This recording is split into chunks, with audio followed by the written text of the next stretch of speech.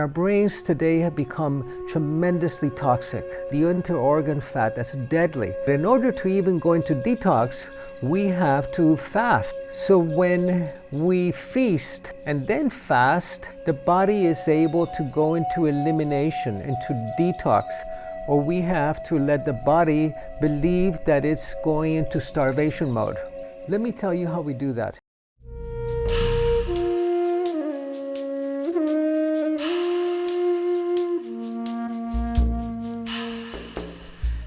The program begins by upgrading the brain.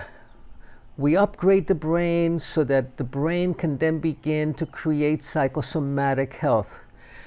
You know, the nature selected a brain to be the control center, the command center of the entire body. And our brains today have become tremendously toxic. So we have to begin by detoxifying the brain. The brain is 70% fat.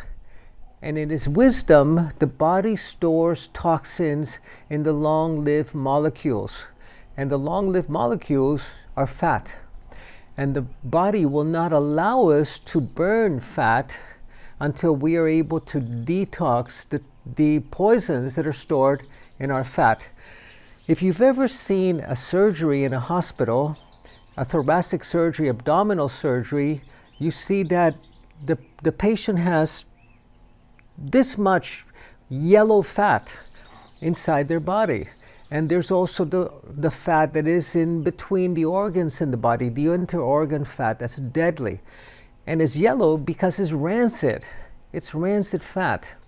You see, our ancestors used to feast and then fast. We were hunter-gatherers. We're not very good hunters. You have to have a high-powered rifle to catch anything that's moving like an animal. So we were primarily gatherers, and occasionally we would come across a roadkill, something that a saber-toothed tiger had killed, and we would shoo the birds away and bring that prey back to the village, and we would have a feast. And since we had no refrigeration, we would then fast until we found the next patch of berries or until we found the greens and that we would be feeding on. So when we feast and then fast, the body is able to go into elimination, into detox. Now, this is how growing a new body works. You begin by detox, and if you can go into detox, then the body will go into repair. And if you can hold that repair phase long enough, then the body will go into regeneration. But in order to even go into detox, we have to fast, or we have to let the body believe that it's going into starvation mode. So let me explain this a little bit more in detail. When we were hunter-gatherers, we would feast and fast, and when we were fasting, the body would begin to burn fat for fuel. So here I need to tell you first what the role of insulin is in the body. And insulin, of course, we know was associated with diabetes, type 1, type 2 diabetes. And insulin brings sugars into the cell. But from the point of view of biology, the role of insulin is to take sugars and turn them into fat. And we would only eat sugars at the end of summer, when all the fruit was ripe, and we would gorge on berries and fruit. And then the body would transform those sugars through insulin into fat to store those calories for the long winter.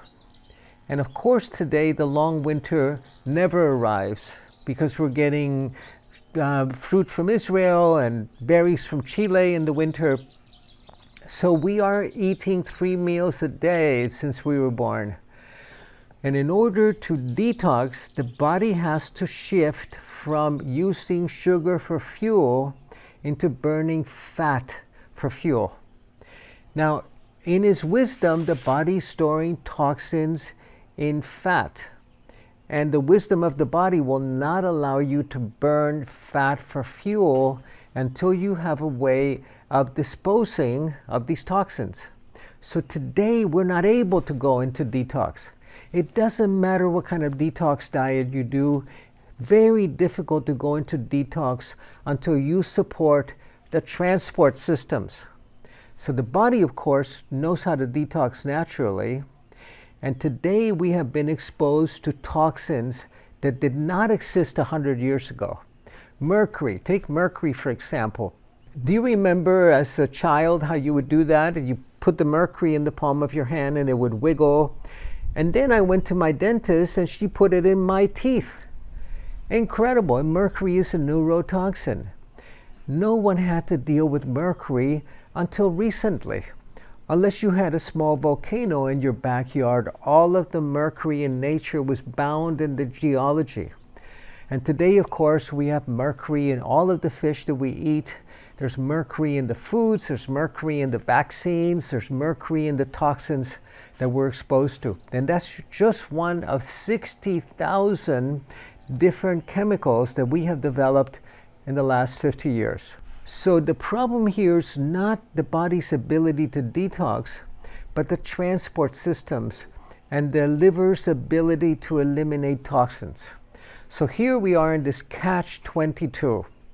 The body will not allow you to go into detox until you have a way of transporting these toxins out of the body. And today our livers are overloaded. So we continue to retox.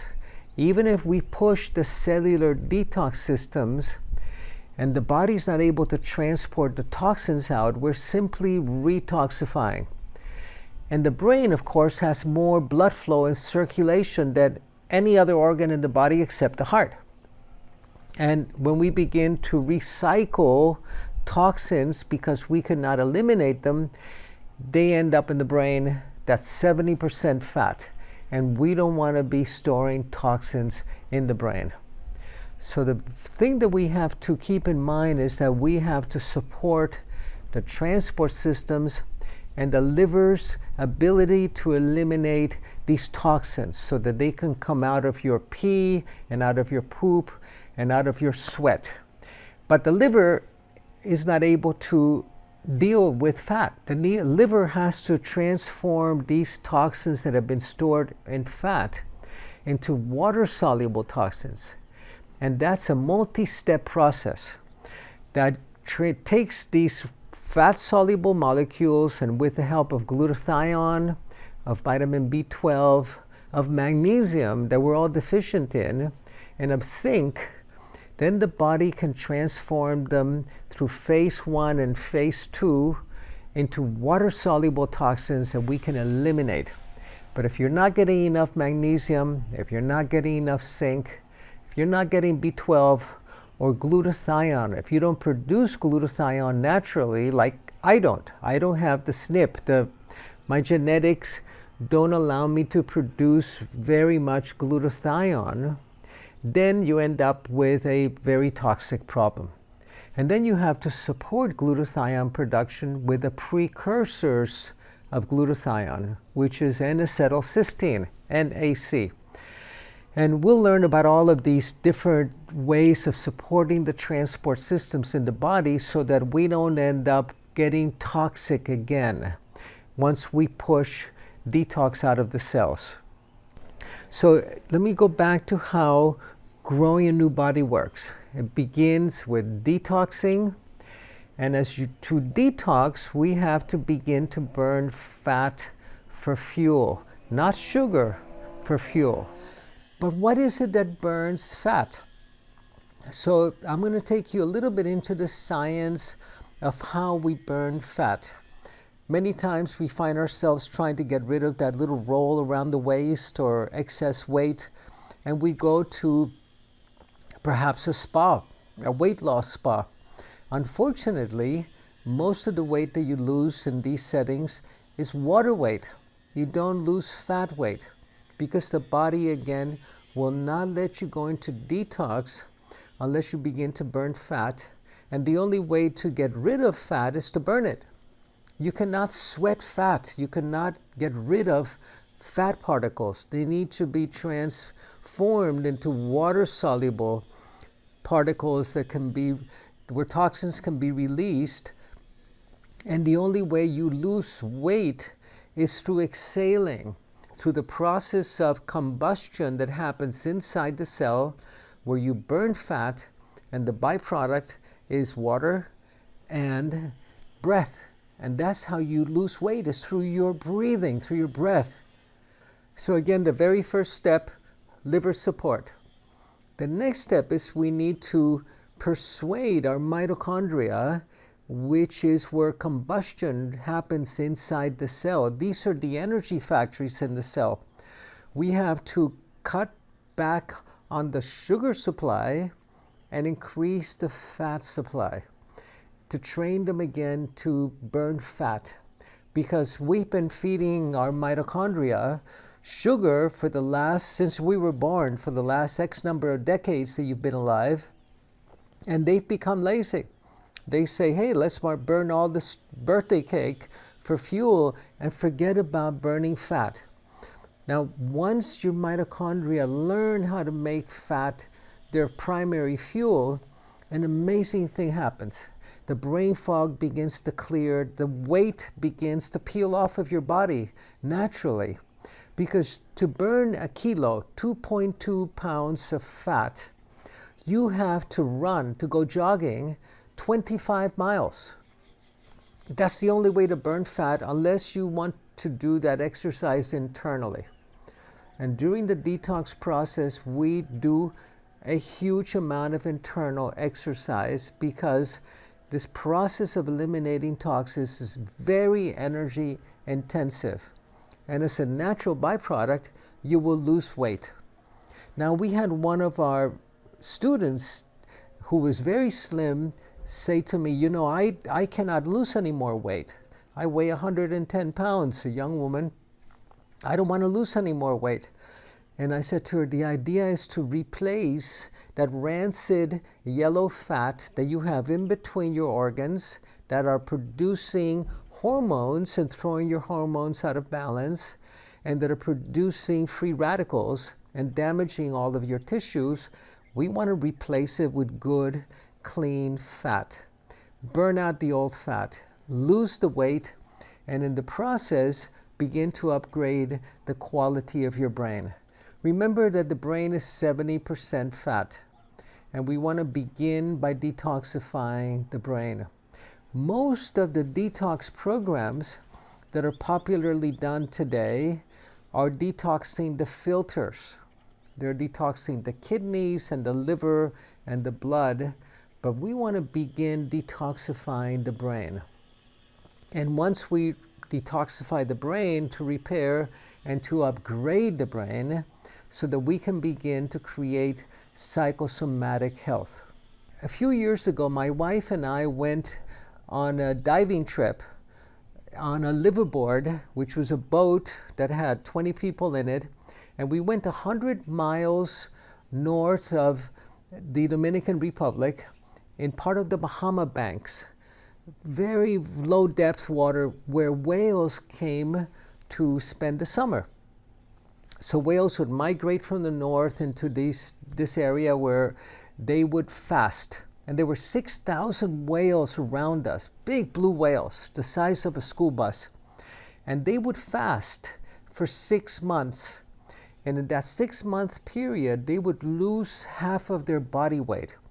But they would heal their skin cancers, their skin diseases, they would regenerate, they would recover their health, because they would begin to burn fat for fuel and eliminating the toxins that they had picked up in their lives the other 6 months of the year. And today, unfortunately, the oceans have become as toxic as the land is. The oceans have become poisoned through our human waste and through our neglect of our beautiful blue-green planet. Of course, we don't want to fast for a 6-month period, but we want to let our cells know that they're going into starvation, that they're going into a starvation mode without literally starving ourselves. So we do this through the diet. We do this through a fasting mimicking diet or an intermittent fasting diet, or what we're going to do in this course, learning that we want to have 18 hours a day where we don't consume any food, and then an 8-hour period where we're able to eat pretty much anything we like. So this is an interval fasting program where we have an eating window of between 6 and 8 hours and between 16 and 18 hours of no food. And this is, of course, why we have breakfast. This is where we break fast. Now, you need to find out what works best for you. Is it better for you to have a late breakfast and have your eating window be between 11 in the morning and 7 o'clock in the evening? That's what I do. And today, of course, we don't need to have a huge breakfast because we're not working out in the fields. We want to stretch out that fasting period so that we can trigger the detox processes and the repair processes in the body. When our body senses that we're not getting enough nutrients, it will go into repair mode, into detox and repair. And remember, you cannot grow a new body on French fries and potato chips. You need to give it the right building blocks. Then it will go into regeneration, into growing a new body.